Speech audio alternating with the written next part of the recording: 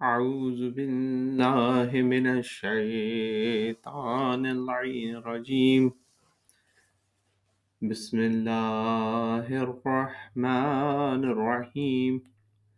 الحمد لله الملك الحق المبين رب اشرح لي صدري ويسر لي أمري واحلل عقدة من لساني يفقهوا قولي إياك نعبد وإياك نستعين اللهم صل وسلم وزد وبارك على النبي الأمي العربي الحاشمي القرشي المكي المدني صاحب الوقار والسكينة المدفون بالمدينة العبد المؤيد ورسول المسدد المصطفى الأحمد أبي القاسم محمد اللهم صل على محمد وآل محمد وأهل بيته الطيبين الطاهرين المعصومين المظلومين أما بعد فقد قال الله سبحانه وتعالى في كتاب محكم مبين بسم الله الرحمن الرحيم ذلك الكتاب لا ريب فيه هدى للمتقين صلوات اللهم صل على محمد وعلى محمد. اللہ تعالیٰ سورہ مبارکہ بقرہ میں دوسری آیت میں ارشاد فرماتا ہے کہ یہ کتاب ذالک الکتاب لا ریب فیہ، جس کے اندر کوئی شک نہیں، یہ ان لوگوں کے لیے ہدایت ہے جو متقین ہیں، جو اللہ تعالیٰ کا تقوی اختیار کرتے ہیں، اللہ تعالیٰ کو ہر وقت اپنے معاملات میں دیکھتے رہتے ہیں کہ اللہ تعالیٰ موجود ہے، چاہے وہ معاملات زندگی ہوں، چاہے وہ معاملات روزگار ہوں، چاہے وہ دینی معاملات ہوں، چاہے وہ اپنی مشغولیت ہو، ہر جگہ پہ ہر لمحے ہر وقت یہ خیال رہتا ہے کہ وہ رب کائنات جس نے پوری دنیا خلق کی، جس نے انسانوں کو اس قابل بنایا کہ ایک سانس اندر لیتا ہے ایک سانس باہر نکالتا ہے، جو اپنی گویائی سے دوسرے کو مخاطب کرتا ہے، جس کو اس رب کائنات نے مختلف قوموں میں بانٹ کر ایک دوسرے کی پہچان کروائی، جس نے مرد اور عورت کا جوڑا بنایا تاکہ ایک دوسرے سے سکون حاصل کریں، جس نے آسمان سے پانی برسایا، جس نے زمین سے فصلیں اگائیں، جس نے نباتات و جمادات و حیوانات بنائے، جس نے وہ حیوان بنائے جو ہمارا بوجھ اٹھا کے ایک جگہ سے دوسری جگہ لے جاتے ہیں، جس نے ہمیں خلت دی تاکہ ہم اپنے جسم کو ڈھانپیں اور اپنے آپ کو اس دنیا کے آفات اور بلیات اور پریشانی اور موسموں سے محفوظ رکھیں، جس نے ہماری ہدایت کا انتظام کیا، 1,24,000 پیغمبر بھیجے اور پھر ان تمام پیغمبروں کے بعد اس پیغمبر اور اس کی آل کو بھیجا جس کو اس نے اس وقت پیدا کیا تھا، نہ زمین تھی، نہ آسمان تھا، نہ سیارے تھے، نہ خلا تھی، نہ فرشتے تھے، نہ شیطان تھا، نہ جنات تھے، نہ انسان تھا، نہ کچھ بھی نہیں تھا سوائے اس کی ذات کے۔ تو اس نے پیدا کیا نور محمد وآل محمد کو، اور ان کی وجہ سے پوری دنیا کو خلق کیا، اور خلق کرنے کے بعد جب انسان کو خلق کر کے اس کو مسجود ملائکہ بنایا اور پھر اپنا خلیفہ بنا کے زمین میں بھیجا اور تمام اسباب بنائے، تو اس مالک کل کائنات نے یہ کہا کہ یہ کتاب ہدایت ہے ان لوگوں کے لیے جو متقی ہیں، جو اللہ تعالیٰ کا تقوی اختیار کرتے ہیں، ہر چیز میں ہر کام میں اللہ تعالیٰ سے ڈرتے رہتے ہیں، کہ وہ دیکھ رہا ہے، اس نے نعمات دی، اس نے ہدایت دی، وہ ہر چیز کا قادر مطلق ہے، اور یہ جان کر اس سے خوف رکھتے ہیں، اس کا خیال کرتے ہیں، ان لوگوں کے لیے یہ کتاب ہدایت ہے۔ لیکن ایک طرف یہ ہدایت ہے ان لوگوں کے لیے جو متقی ہیں، دوسری طرف یہ ان لوگوں کے لیے بشارت ہے جو متقی ہیں، اور یہ ان لوگوں کے لیے وارننگ ہے، ان لوگوں کے لیے اس آخرت کا پیش خیمہ ہے جو ان کے ساتھ ہونے والا ہے، جو کہ اللہ تعالیٰ سے خوف نہیں رکھتے، اس کی وحدانیت کے منکر ہیں، اس کے بتائے ہوئے راستوں پر نہیں چلتے۔ تو اب یہ دیکھنا چاہیے کہ یہ ہیں کون سے لوگ جو اس کے راستے پر نہیں چلتے۔ کیا کوئی لوگ ایسے ہیں؟ اب یہاں پہ معاملہ آسان ہو جاتا ہے نسبتاً، اس لیے آسان ہوتا ہے کہ آپ دیکھیں انسان جو ہے تین طرح کے ہیں۔ ایک طرح کا انسان وہ کہ جو آپ کو رسول اللہ صلی اللہ علیہ وآلہ وسلم کو نہیں مانتا، اس کے اندر بہت سے مختلف پہلو ہیں، لیکن کلیئر یہ ہے کہ وہ مسلمان نہیں، وہ یہودی ہو سکتے ہیں، عیسائی ہو سکتے ہیں، غیر مذہب ہو سکتے ہیں، ہندو ہو سکتے ہیں، کچھ بھی ہو سکتے ہیں، لیکن ایک کیٹیگری وہ ہے جو اللہ کی وحدانیت کو مانے یا نہ مانے، رسول اللہ کی رسالت کو نہیں مانتے یا آخری نبی نہیں مانتے، تو وہ مسلمان نہیں۔ اب اس کیٹیگری کو الگ کرنا ہے۔ مسلمانوں میں دو کیٹیگریز ہیں۔ ایک وہ کیٹیگری جو اہل بیت علیہ السلام کو مانتی ہے اور صرف انہی کے ذریعے رسول اللہ کے پیغامات کو لیتی ہے اور اللہ تعالیٰ کے قرآن کی تفسیر کرتی ہے اور اپنے احکامات کو جانتی ہے۔ اب یہ کیٹیگری وہ ہے، ان کے آپس میں اختلاف ہو سکتے ہیں اور انسانی فطرت ہے کہ اختلاف ہوں گے، لیکن یہ کیٹیگری وہ ہے جو اہل بیت علیہ السلام کو مانتی ہے، اور یہ شیعان علی علیہ السلام ہیں۔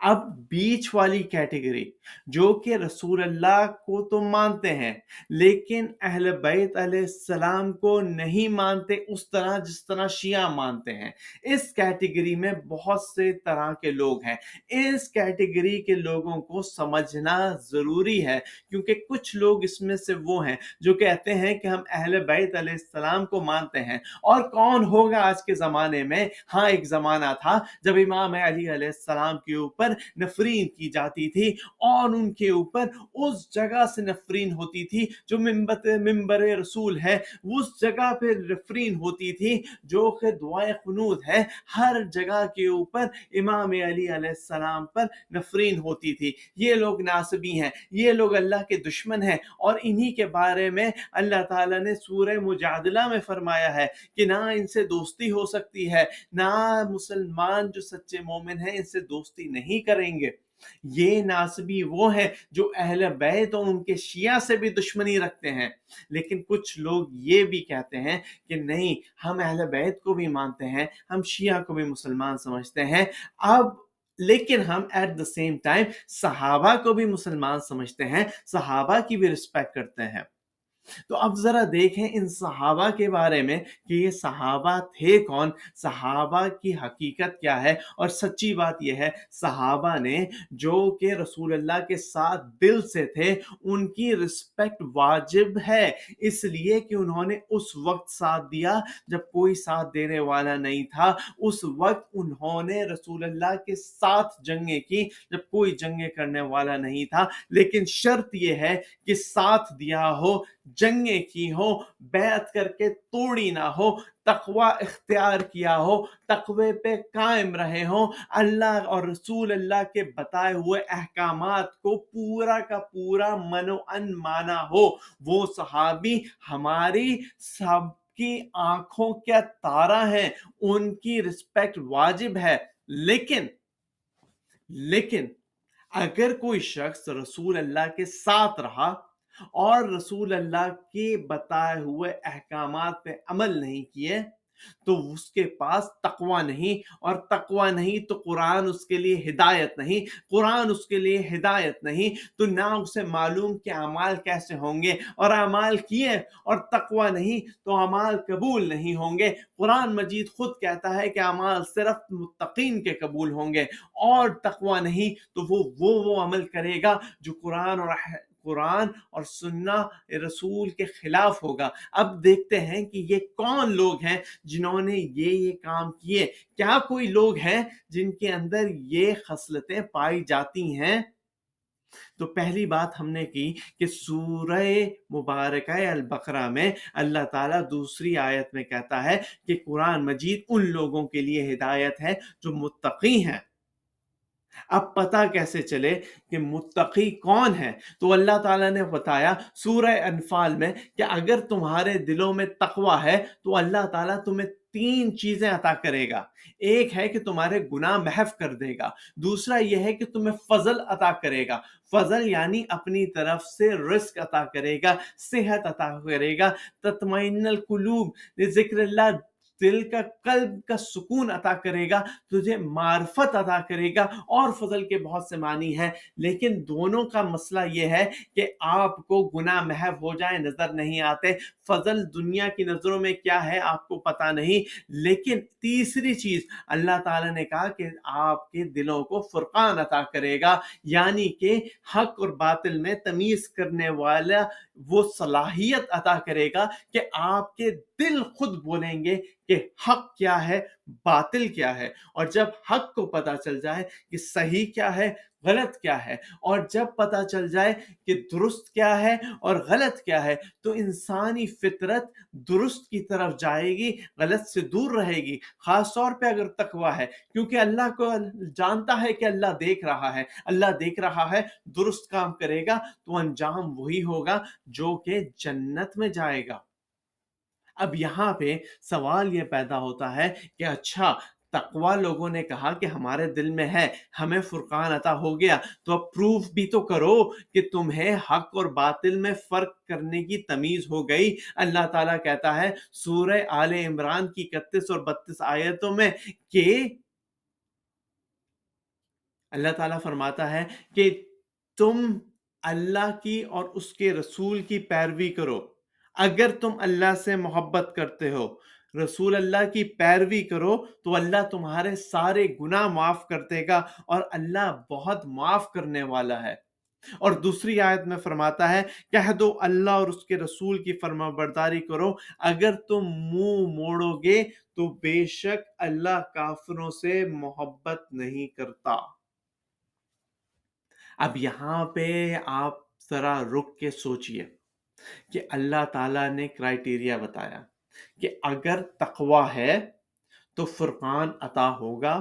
فرقان عطا ہوگا تو اس کے بعد حق و باطل میں تمیز کرنے کی صلاحیت پیدا ہوگی، صلاحیت پیدا ہوگی تو پھر اللہ اور اس کے رسول کی پیروی کریں گے، اور جب کریں گے تو اللہ گناہ معاف کر دے گا۔ پہلی آیت میں تقوی کے ساتھ کیا کہا کہ اللہ گناہ معاف کر دے گا، دوسری آیت میں سورہ آل عمران میں کیا کہا کہ اگر تم اللہ اور رسول کی پیروی کرو گے تو گناہ معاف ہو جائیں گے۔ اگر ہم ایکول ٹو کریں کہ گناہ معاف ہو جائیں گے، یہاں سے بھی گناہ معاف ہو جائیں گے، دوسری طرف سے بھی پیروی کرنے سے، ایک طرف تقوی کرنے سے، تو اگر ہم گناہ معاف کرنے کو ہٹا دیں ایکویشن سے تو کہیں اگر تم تقوی اختیار کرو گے تو اس کا مطلب ہے کہ تم اللہ اور اس کے رسول کی پیروی کرو گے، اور اللہ اور اس کے رسول کی پیروی کرو گے تو تمہارے گناہ معاف ہو جائیں گے۔ دوسری طرف اگلی آیت نے فرمایا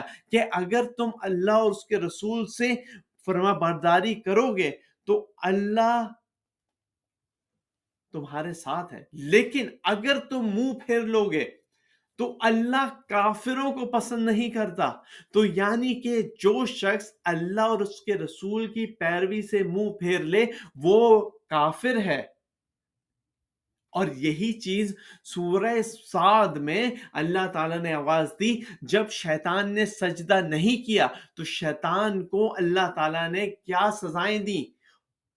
کہ وہ عرش فرش پہ آ گیا، وہ فرما برداروں میں سے تھا، عبادت گزاروں میں سے، وہ ملعون ہو گیا اور اس کو کافرین میں سے بنا دیا گیا۔ ایک سجدہ اللہ تعالیٰ کے حکم عدولی کرنے پہ اس کی تمام عبادتیں اس کے منہ پہ مار دی گئیں۔ اب یہاں پہ دیکھنا چاہیے کہ کن لوگوں نے اللہ تعالیٰ کی فرما برداری کی، جو کہ پروف کرتے ہیں کہ ہاں ان میں تقویٰ تھا، اور جب ان میں تقویٰ تھا تو پھر وہ اللہ تعالیٰ کے دوست ہوں گے، ان کے گناہ محو ہوں گے۔ اگر فرما برداری نہیں کی تو نہ تقویٰ تھا، نہ وہ اللہ کے دوست ہوں گے، بلکہ وہ کافرین میں سے ہو سکتے ہیں جنہوں نے اللہ اور اس کی رسول کی فرما برداری نہیں کی۔ سورہ آل عمران 32ویں آیت۔ اب ذرا اس موقع کے اوپر ہم سوچتے ہیں کہ صحابہ کرام جن کو اللہ تعالیٰ نے بلند مرتبہ عطا کیا، کیا وہ تمام لوگ جو رسول اللہ کے ساتھ تھے سارے کے سارے صحابہ کی کیٹیگری میں آتے ہیں یا نہیں؟ اور اس کی سمپل ڈیفینیشن اور ایکسپلینیشن یہ ہے، اگر انہوں نے رسول اللہ کی فرما برداری کی ہر معاملے میں تو ہاں وہ آتے ہیں اس کیٹیگری میں جس میں وہ رسول اللہ کی فرما برداری کہیں اور وہ تقویٰ ہو اور ان کی رسپیکٹ کی جائے۔ لیکن اگر انہوں نے فرما برداری نہیں کی، انہوں نے رسول اللہ کے احکامات کو نہیں مانا، تو وہ اس کیٹیگری میں نہیں پہنچتے۔ تو کیا احکامات تھے؟ ذرا اس بارے میں سوچتے ہیں۔ کیا کوئی ایگزامپلز تھیں جو انہوں نے شو کیا یہ نہیں مانا؟ 4 ایگزامپلز دیتے ہیں اور بات کو مکمل کرتے ہیں۔ پہلی ایگزامپل یہ کہ جب رسول اللہ صلی اللہ علیہ وآلہ وسلم نے کہا کہ عہد کے مقام پہ کہ تم لوگ اپنی جگہ نہیں چھوڑنا، اس کا مطلب ہے کہ جن لوگوں نے رسول اللہ کے مقابلے میں بات نہیں مانی، اپنی جگہ چھوڑ دی، وہ لوگ صحابہ نہیں ہیں، یا انہوں نے غلطی کی، انہوں نے پیروی نہیں کی۔ ہو سکتا ہے بعد میں انہوں نے توبہ کی ہو، اللہ تعالیٰ نے معاف کر دیا، لیکن پہلے غلطی ان کے زمانے میں، رسول کے زمانے میں لوگوں نے کی۔ دوسری اگزامپل سورہ براءت سے پہلے جب صلح حدیبیہ ہو رہی تھی تو رسول اللہ نے جب کہا کہ اب اپنا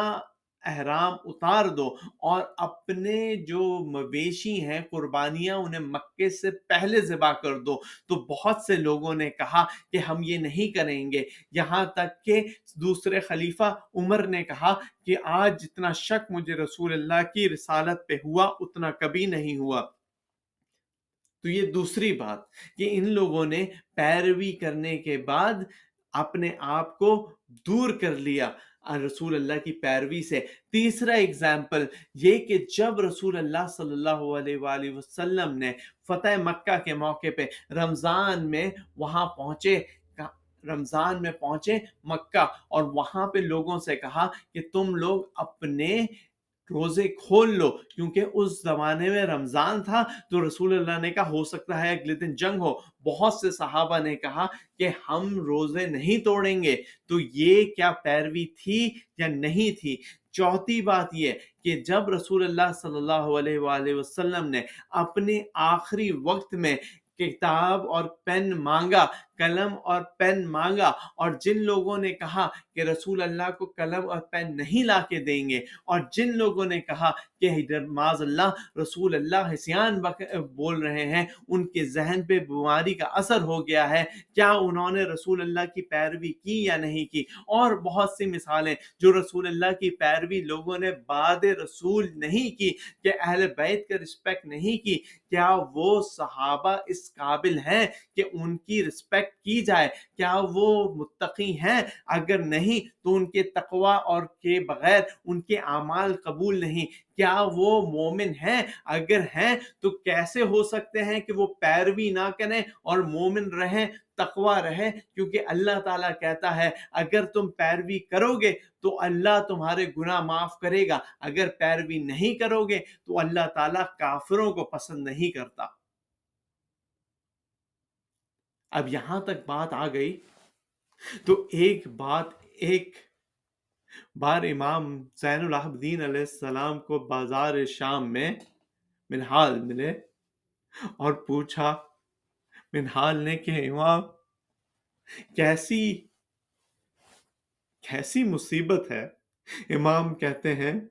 کہ عرب کو عجم پہ اس بات پر فخر تھا کہ وہ رسول اللہ کے قریب ہیں، اور قریش کو باقی عرب پر اس وجہ سے فخر تھا کہ وہ رسول اللہ ان میں سے ہیں، اور ہم تو اہل بیت رسول ہیں،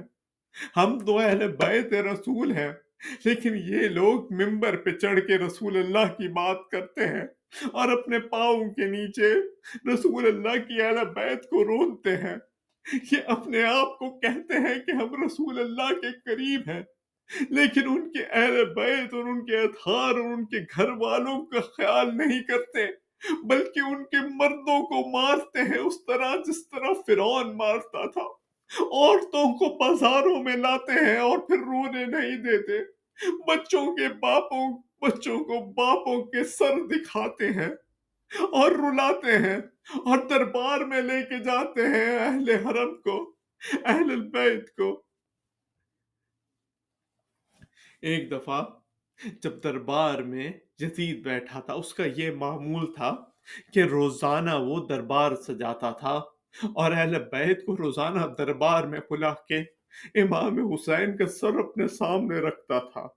تشت طلحہ پہ اپنا سر رکھتا تھا امام حسین کا، روزانہ بے حرمتی کرتا تھا اور پھر چھڑی سے مارتا تھا، شراب پیتا تھا، اہل بیت علیہ السلام سے بدتمیزی کرتا تھا۔ ایک دن ایک عیسائی جو روم کا ایلچی تھا وہ کھڑا ہوا، اس نے کہا یزید یہ ہے کس کا سر؟ یزید نے کہا کہ تمہیں اس سے کیا مطلب؟ اس نے کہا میں جاؤں گا روم میں تو میں اپنے بادشاہ کو بتاؤں گا کہ عرب کے شہنشاہ نے کوئی بڑا کارنامہ کیا، باغیوں کو مارا، تو وہ خوش ہوگا، تو میں جاننا چاہتا ہوں یہ سر ہے کس کا؟ یزید نے کہا یہ حسین بن علی کا سر ہے۔ اس نے کہا حسین بن علی، اس کی مادر کون تھی؟ اس نے کہا یہ فاطمہ زہرا تھی۔ فاطمہ زہرا نام سنا ہے، ان کی کس کی اولاد تھی؟ کہا یہ محمد مصطفیٰ کی اولاد تھی۔ اس عیسائی نے کہا وائے ہو یزید، وائے ہو تجھ پر کہ تو نے اپنے نبی کے نواسے کو مار ڈالا۔ مجھے حضرت داؤد کی نسبت سے کئی صدیاں اور کئی جنریشنز اور کئی نسلیں گزر گئیں، لیکن آج بھی جب بھی عیسائی مجھے دیکھتے ہیں تو میرے قدموں کی خاک کو متبرک جان کے اٹھاتے ہیں اور اس کی وسیلے سے دعا کرتے ہیں، کیونکہ انہیں معلوم ہے کہ میں حضرت داؤد کی اولاد سے ہوں، اور تو نے تو اپنے رسول کی بیٹی کے بیٹے کو مار کے اس کے گھر والوں کو دربار میں لے آئے۔ وہ چھوٹی بچی کو دیکھ، ان عورتوں کو دیکھ، اس قیدی کو دیکھ جو کہ ہاتھوں میں ہتھکڑیوں کے ساتھ کھڑا ہے، یہ سر مبارک کو دیکھ، اتنا متبرک سر میں نے کبھی نہیں دیکھا، سب سے نور جاری ہے اور تو اس کے ساتھ بے ادبی کرتا ہے۔ اے یزید میں تجھے بتاتا ہوں، میں تجھے ایک واقعہ بتاتا ہوں، ایک کلیسا حافر کا واقعہ بتاتا ہوں۔ ایک جگہ ہے، ایک شہر ہے جو کہ عمان اور چین کے درمیان میں ہے، اور وہاں پہ فاصلہ بہت ہے سمندر کا، بیچ میں یہ شہر ہے، جیسا شہر کوئی نہیں، اور وہاں پہ عیسائیوں کی حکومت ہے۔ عیسائیوں نے اس جگہ پہ بہت سے کلیسا بنائے ہیں اور وہاں پہ عبادت ہوتی ہے، جو ان میں سب سے بڑا کلیسا حافر ہے۔ وہاں پہ لوگوں کا اجتماع ہوتا ہے، ہر وقت بہت لوگ ہوتے ہیں۔ کیوں ہوتے ہیں میں تجھے بتاتا ہوں۔ وہاں پہ اوپر لوگوں کے مطابق ایک زری ہے جس کے اندر ایک سم ہے، جو کہ کہا جاتا ہے کہ حضرت عیسیٰ کے گدھے کا سم ہے، اور اس سم کی وجہ سے پوری دنیا سے لوگ آ کے اس سم کی زیارت کرتے ہیں اور اس سے برکت چاہتے ہیں، اس وجہ سے کہ اس کو نسبت ہے حضرت عیسیٰ سے۔ اے یزید، تو نے رسول کے بیٹے کو مار ڈالا، تو نے انہیں مار ڈالا۔ جو مباہلہ میں جب آئے تھے تو یہ بیٹا گود میں تھا، اور ان پانچوں کو دیکھ کے ہمارے بزرگ اس طرح واپس گئے تھے یہ کہتے ہوئے کہ اگر ان میں سے کوئی ایک بھی دعا کر دے تو ہمیں لگتا ہے کہ پہاڑ گر جائے، عیسائیت ختم ہو جائے۔ تم نے اس کو مار ڈالا، اور پھر اس کے سر کے ساتھ تم یہ کرتے ہو، اس کے سر سامنے رکھ کے شراب پیتے ہو اور اس کے بچی کو دکھاتے ہو اس کے باپ کا سر۔ یزید کچھ رحم کر۔ اس نے، یزید نے کہا کہ اچھا یہ بات ہے، اس نے کہا ہو سکتا ہے یہ جا کے روم میں بتائے، میری حکومت کو خطرہ ہو۔ اس نے کہا اس کو قتل کر دو۔ جیسے ہی اس کو حکم ملا قتل کرنے کا اور پکڑ کے لے کے جا رہے تھے، اس عیسائی نے کہا یزید اب مجھے پتا چلا، میں نے رات میں خواب دیکھا تھا، اور وہ خواب یہ تھا کہ رسول اللہ صلی اللہ علیہ وآلہ وسلم میرے خواب میں آئے اور کہتے ہیں کہ اے عیسائی تمہیں بشارت ہو جنت کی۔ میں دل میں سوچ رہا تھا کہ مجھے کیسے جنت کی بشارت ہوگی، لیکن جب میں نے یہ دیکھا کہ جو میرے ساتھ ہو رہا ہے تو مجھے یقین ہو گیا کہ اب میرے پاس جو رسول اللہ نے خواب سنایا تھا وہ پورا ہونے والا ہے۔ اے مسلمانوں، اے لوگوں، آج بھی وہ جگہ موجود ہے جہاں پہ زندان میں وہ قیدی موجود ہیں، 4 ائمہ موجود ہیں جن کی قبریں نہیں زندان ہیں۔ اے اللہ، بحق محمد وآل محمد، بحق محمد والی وفاطمہ والحسن والحسین، اے اللہ بیت اللہ کو اہل بیت کے واپس لوٹا دے۔ اے اللہ جنت البقیع کو آزاد کر دے۔ اے اللہ اپنے آخری حجت امام مہدی کا ظہور جلد فرما۔ اے اللہ ہمیں معرفت عطا فرما کہ ہم تیری محبت محمد و آل محمد میں آنسو بہاتے رہیں۔ سیعلم الذین ظلموا أی منقلب ینقلبون، انا للہ و انا الیہ راجعون۔